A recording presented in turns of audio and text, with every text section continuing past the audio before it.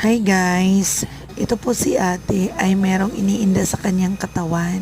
Halos hindi siya makalakad, masakit ang kanyang bewang, ang kanyang hita at saka ang kanyang likod, maging ang kanyang liig. Nung na-try natin i-blower ang kanyang katawan at basic protocols on how to use Nakakuan ni Jam, the Itera Care therapy device. Ayan, una, uminom muna ng energized water, yung na blower na water using Itera Care, and then yung sa palm niya, sa kanyang talampakan, sa may neck, sa may ulo, sa armpit, sa may singit. Ayan po, dapat natin yun siyang i-blower, at kung saan po ang masakit ang kanyang katawan, doon po natin siya i-focus. That's all.